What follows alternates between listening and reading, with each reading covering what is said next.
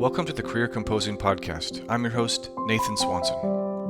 Everyone's career is like a musical composition, with your experiences, talents, and dreams acting as the notes that drive the music. We want to help you use your skills to compose a refreshing career path. In this episode, we'll be discussing careers in teaching. My guest today is Dr. Kateri Thunder.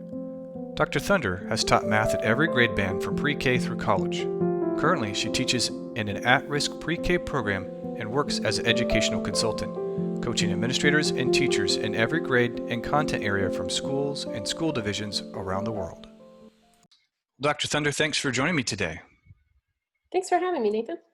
So it's clear with when going through the bio, just the journey you've been through in your teaching career so far. Could you kind of unpack that and run us through, why you chose the different roles over the years?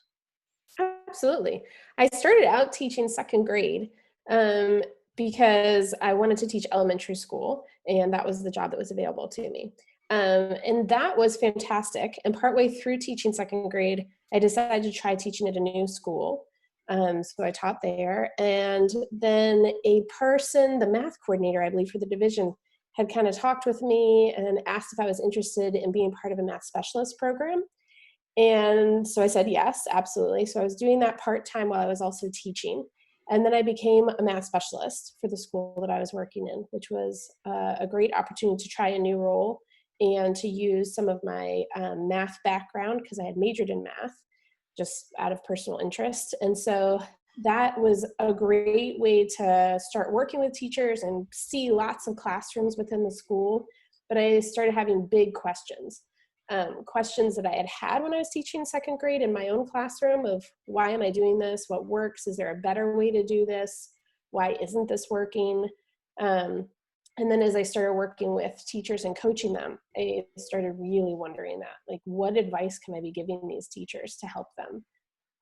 How can I actually help improve math education as a program in my school? And so then I decided to go back to school and get my doctorate in math education at UVA. And after that, I taught at James Madison University, and I got to teach everything there. I got to teach math methods, I got to teach math content courses, math specialist courses, just the sky was the limit. And that was fantastic. I got to really dive into my research of being in classrooms and continuing to ask those big questions and work on answering them. And then the more I was learning about the power of early childhood, I thought, well, I really would like to be back in the classroom and try things that I've been researching.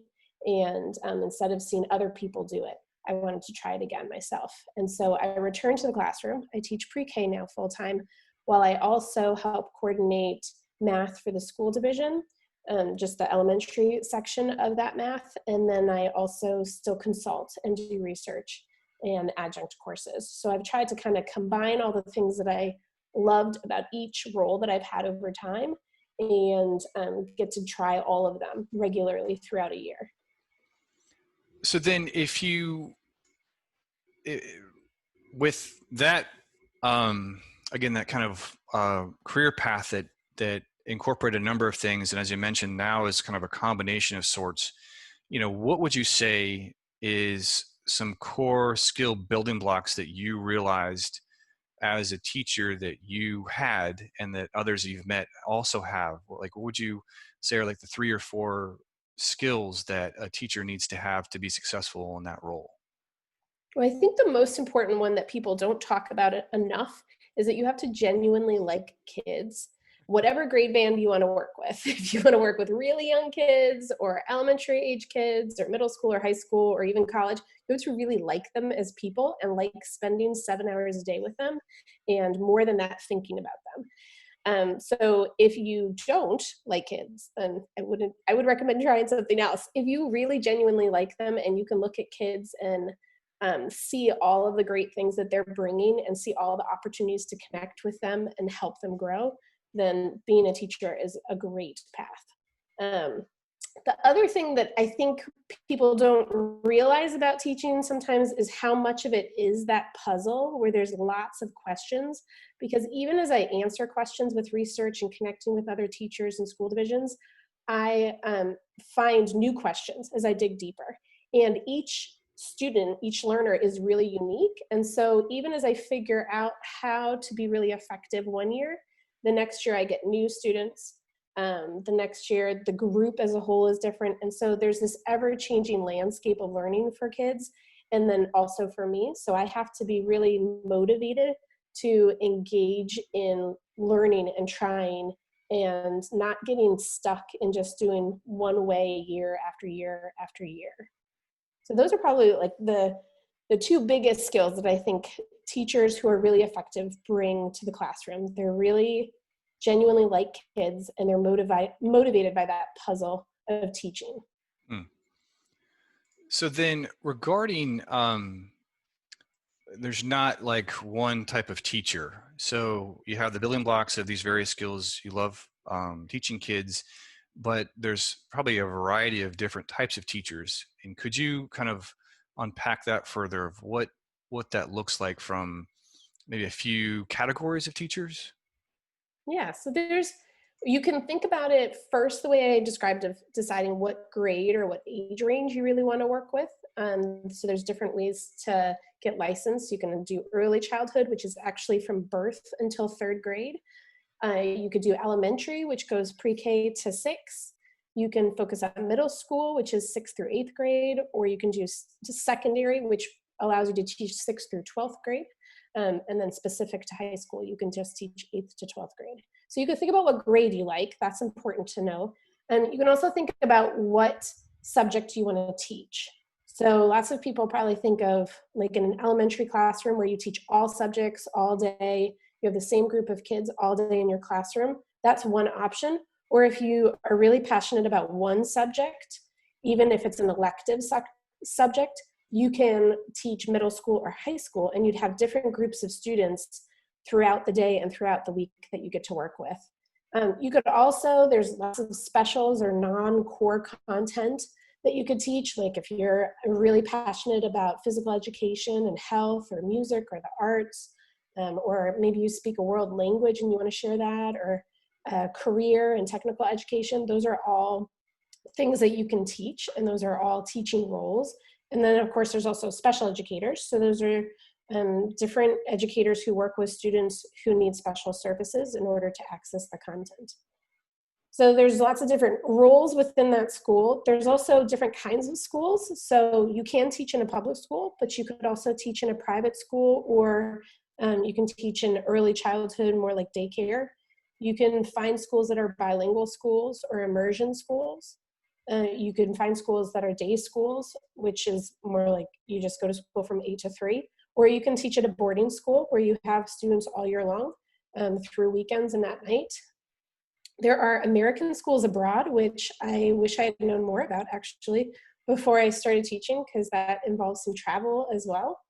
And there's also prison education. So you can teach in a prison and help grow the people that are in prison so that they have skills and their GED or whatever degrees they might need when they leave. So that's sort of like a start to thinking about education. Then there's also so many people that are in schools but are not necessarily in a classroom. And so you might have skills that align with these different roles, but you may not want to have an actual classroom, or you may not see how you might fit into education. So there are people who do occupational therapy and physical therapy and speech and language pathology in schools.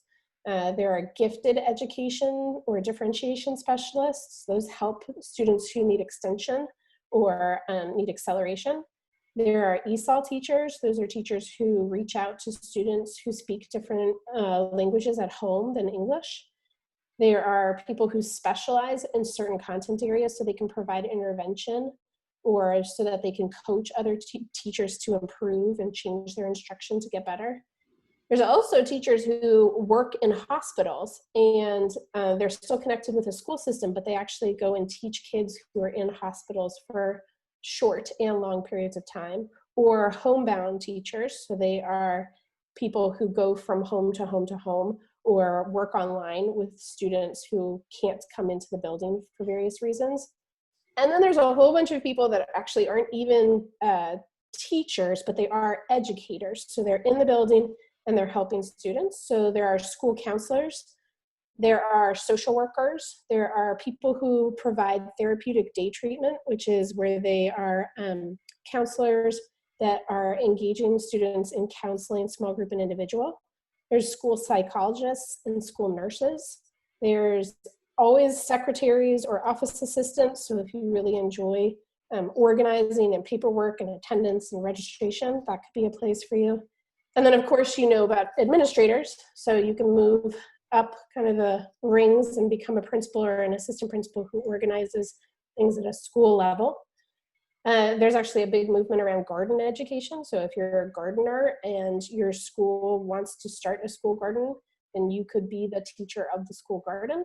And then there's also roles that don't require any kind of licensure, but you're still an educator. So you could be an instructional assistant. You're not necessarily the person responsible for a classroom, but you're helping to make everything happen with students.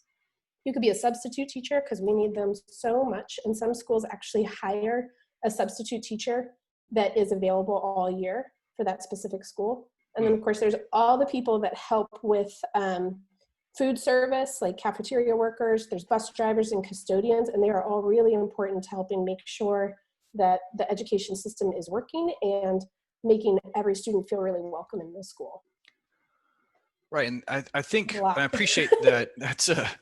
I appreciate you you sharing that and going through not only that list, but also it's actually, there's a future question I'll be asking you about tangential careers. And I think there's an element there that there's certainly the peer teaching that can be done, but it's also where they may not want to really be teachers. And so just to, I guess, speed that question up to let's just take that to now.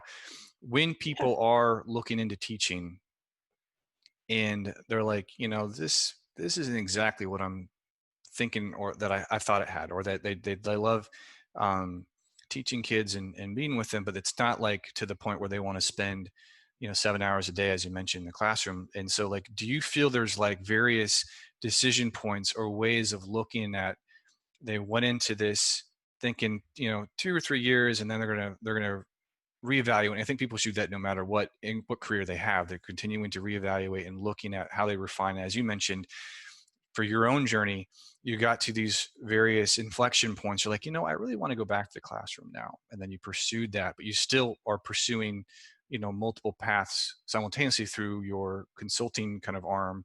And then you're obviously through the pre-K work that you're doing right now. So would you say, I'm not saying it has to be boiled down to like 3 or 4, like these inflection points of people who go into teaching, but they're like, yeah, I don't, this is really in for me. Do you see there's some common ones that people encounter? They're like, okay, this is a good time to, go stage right for a moment. Yeah, I think there's some people who realize they don't like working with a whole group of students in a classroom and orchestrating that, and they prefer to work more with small groups of kids or one-on-one. And there are roles like that in schools, like interventionists do that, special educators do that, but then there's also ways to do that full-time outside of a school. Like if you're a tutor, you could do that. Sometimes people really get into like the business side of trying to create experiences for students that are not contained to school. And so there are people who have taught before or just have like that sense of I love students that children's age, but I like helping make sure that they learn from experience, but I want those experiences outside of school. And I also have like a business sense of how I could make that happen. And so there's people who have created and run field trip locations. Like in Charlottesville, there's PB&J Fund, and the woman who runs that is a former teacher.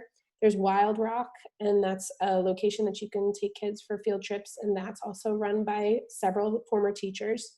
In each of my methods classes, when I've taught, I've had people who are interested in doing museum education. And so they want to learn about education, how to plan curriculum, but then they want to go and work at a museum and actually run programs for the museum. And so then they are engaging small groups or creating exhibits and then the programs around those exhibits.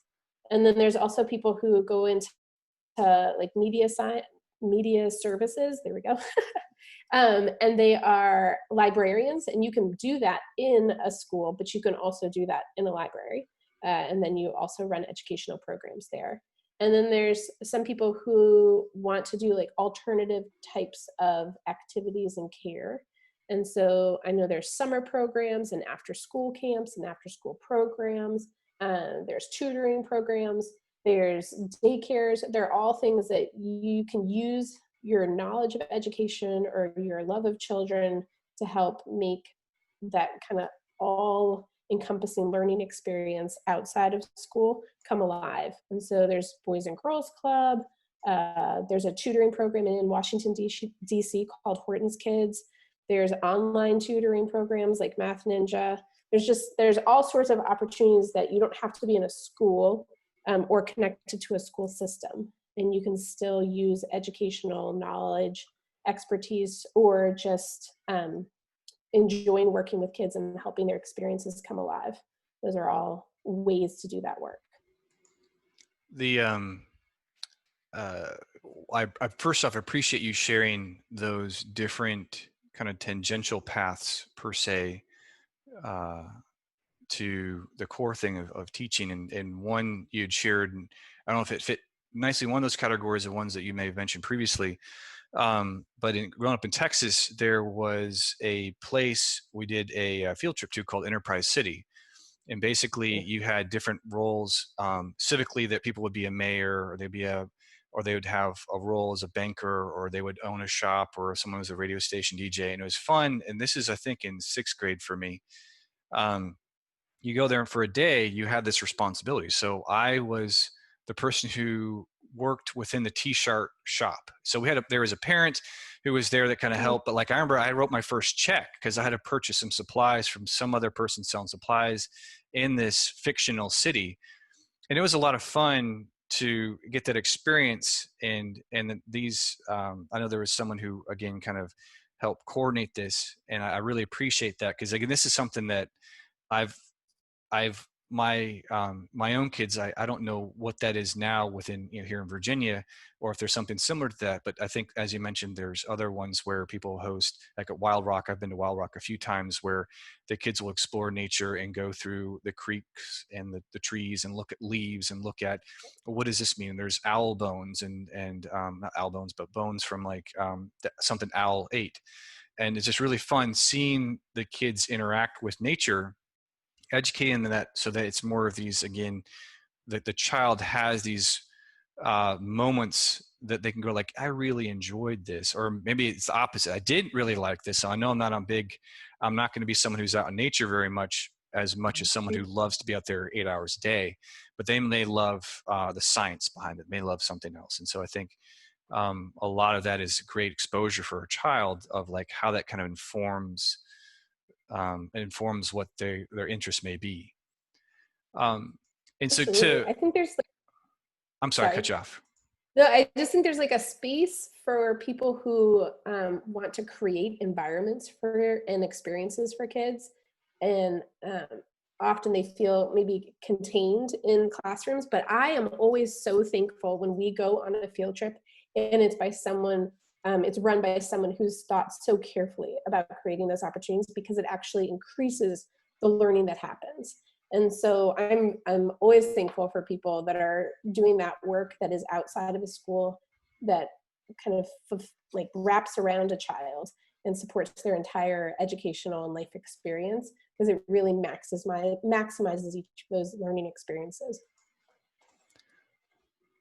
And I think to echo what you're sharing, it's these shepherds or curators per se, to like one topic or a series of topics. I think with that learning that goes outside the classroom, I think that will potentially help kids resonate even further. And again, going back to your comment, and again, the list of the various options, if this is something that resonates with the audience here who's listening to or watching this, there could be something there. It could be where you really like this niche. And so I think this goes into really my next question of really the on-ramps into teaching. So let's say someone has this, they know they love teaching kids in an element, they maybe do this for their neighborhood kids or something, like what would you say is like a series of maybe formal, informal on-ramps into teaching for them to further explore this profession?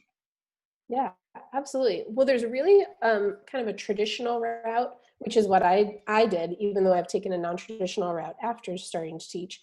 And that's where you go to earn your bachelor's degree at usually a state-approved teacher preparation program. And so that just means like I majored in math and in elementary education at UVA. And in that program, I took education courses and my student taught. I had to take a state licensing test, and then I was certified to be a teacher. But you can do that work in lots of different ways. So I did it in a 4-year program, but you can also do that work by working on your associate's degree or working on some of the coursework at a community college and then transferring it to a 4-year university or college. And you can do that work online or in person, part-time or full-time. All of those are options. There's actually also a lot of people who take alternate routes to licensure. So that's where you might already have a bachelor's degree in something and you may already have a career in doing something different. And now you're thinking, well, actually, I'd like to try this in education. And so that's called being a career switcher in education. And you can go through a different route where you get a provisional license to teach.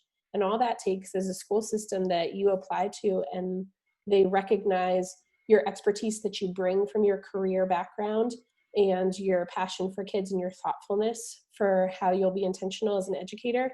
And they hire you, and then they sponsor you with the state. And you can get a 3-year provisional license to teach while working on the courses that you need to sort of add on to your bachelor's degree in order to be endorsed as a teacher. So those are kind of the ways to get licensed. I also know of several people who start by substitute teaching or being an instructional assistant, and that gives them some time to see, do they like working with this age kids? Do they like working in this role? Do they like the specific school or school system? And because of their role, they don't necessarily have planning for instruction to take home, so they have more time to do part-time classes. And some school systems even will pay for classes or reimburse you tuition for courses. So you can be earning your income as an instructional assistant or as a substitute teacher while also taking classes and then teaching. And so from a time frame perspective, there is the, you do the bachelor's in 4 years, and then so from the various ones you mentioned, on average, would you say, soup to nuts, from a teaching, it's gonna be 4 years plus the licensing, and that, so in the 5th year will be done? Or as you mentioned, there's ones that are not as direct paths, it'll take you a bit longer. But would you say there's like a general range of what it would take? Yeah, I think the least amount of time, like if you decided tomorrow you wanted to go apply to a school system, they said, great, we want to have you. And you got that provisional license and started your coursework. I think that generally takes 3 years of working full-time as a teacher on that provisional license and then taking some courses part-time. So it might take 2 years, so I guess 2 or 3 years, and then you would be fully licensed. If you want to go kind of that more traditional route, that can take 4 years of solid coursework and then teaching. Okay. So one thing then to transition from the kind of the past and the timelines and things is kind of the wish you knew when you started Can I go teaching. back real fast? Yeah, Do you mind absolutely. like editing this one part? Because what I said wasn't true. You can do a program in 1 year full time.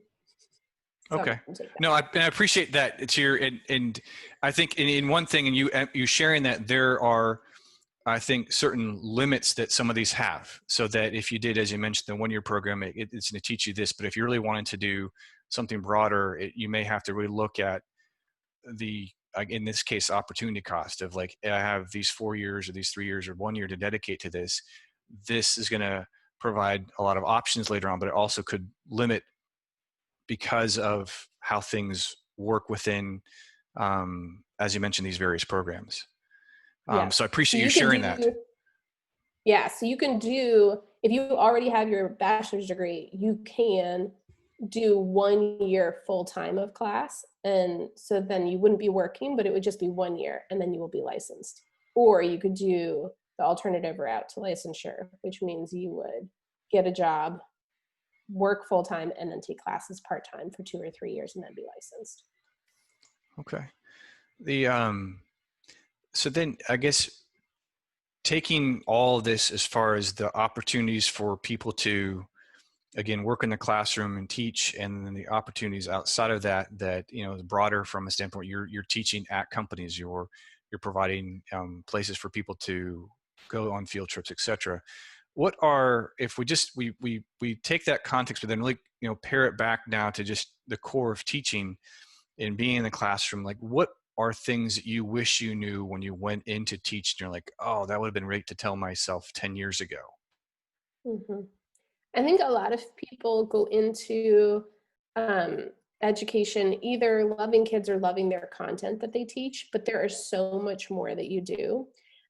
So I wish I had known from the beginning that my role isn't just to teach reading or writing or math or science or social studies, but to teach kids how to problem solve, how to organize their work, how to collaborate with people.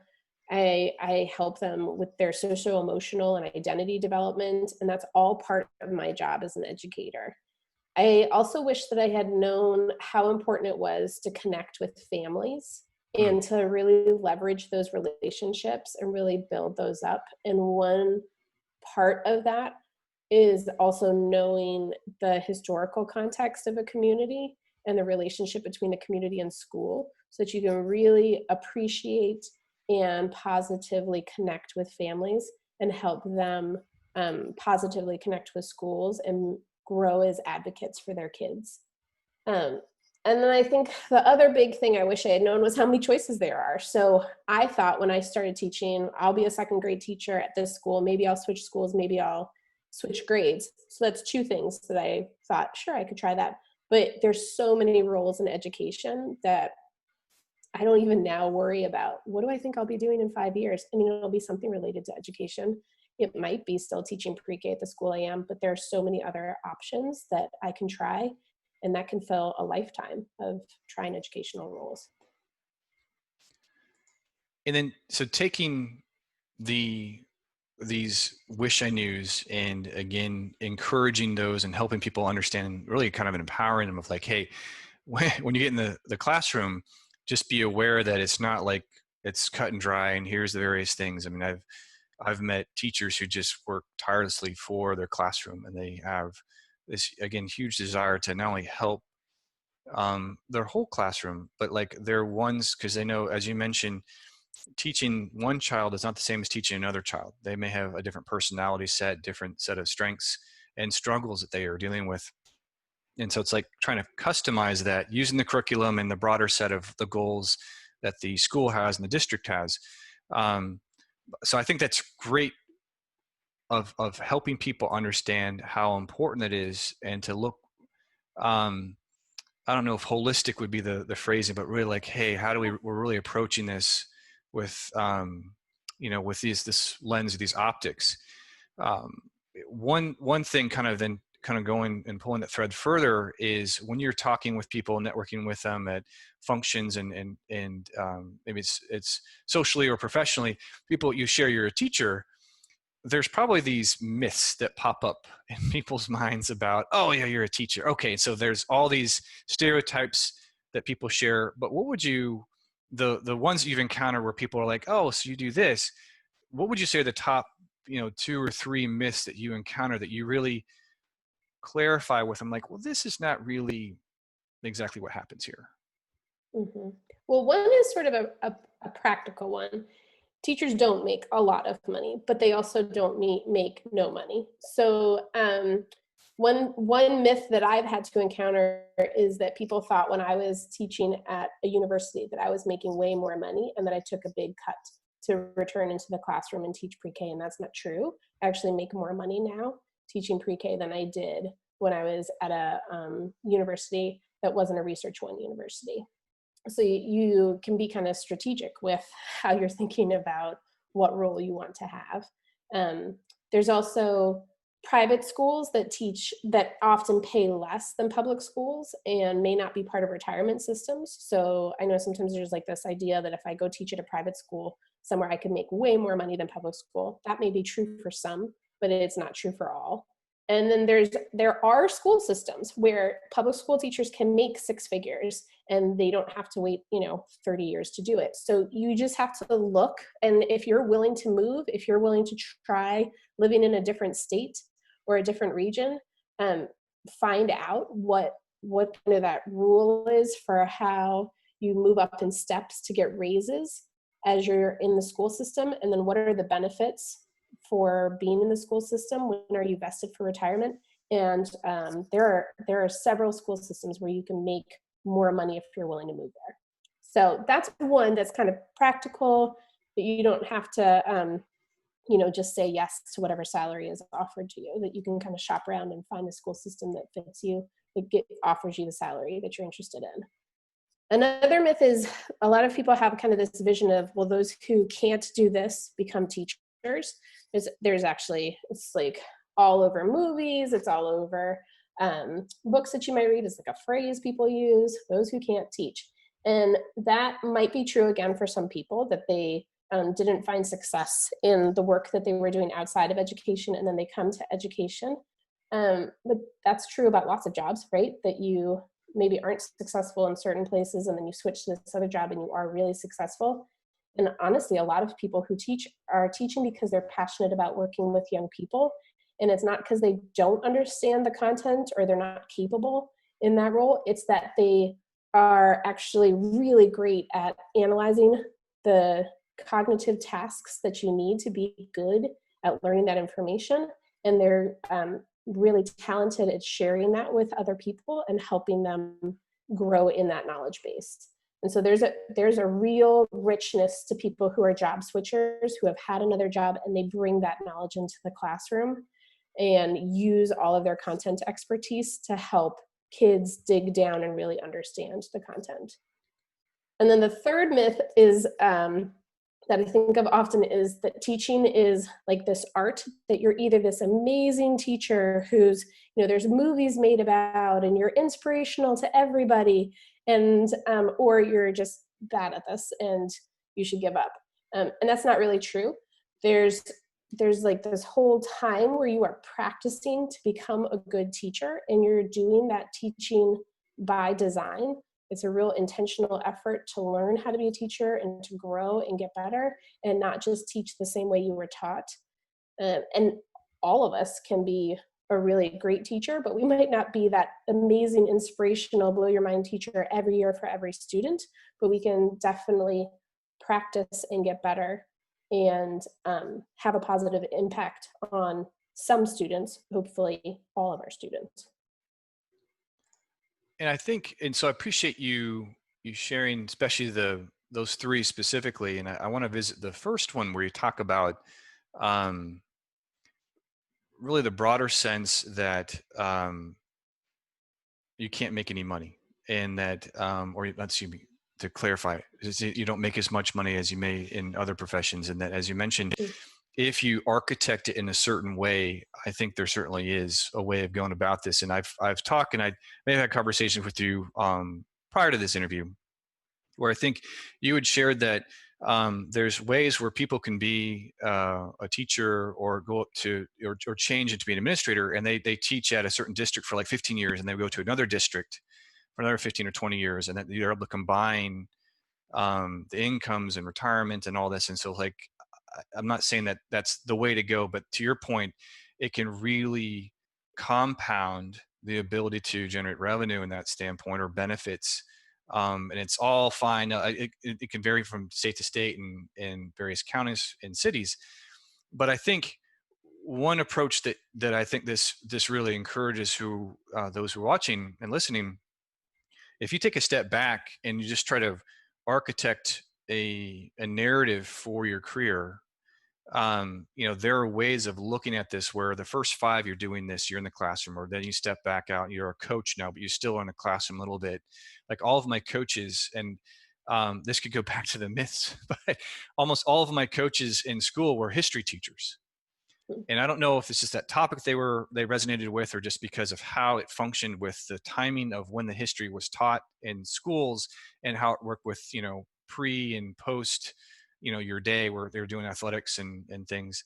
Um, but I think if people put uh, a really, I'm not saying it has to be like weeks of effort of research, but like if you go into teaching, as you mentioned, there is a way of really composing this way of going about it. Like I could really see this, and I'm not saying it has to be this end figure of this is the exact salary I want, or at this point I want this salary. It's more of like you have maybe that as a goal, um, that you're able to see how I put the stepping stones to that, so that, as you mentioned, yes, there could be ways where it is a lower paying job than something else could be, um, but it doesn't have to be. As you mentioned, there's ways to challenge that thinking and go about that. um, and then so I wanted to share, to mention that, and I'm not saying there's like a perfect way. I mean, maybe there's a template or something you're aware of, and I'd love to hear if there is one that like this is the template that I use to kind of work on through the career, that you've selected and you've pursued. um, I mean, is there one that you can That would be think of, or is awesome. it you can No, I'm not invent? aware of one. Yeah, I'm not aware of one, but I do.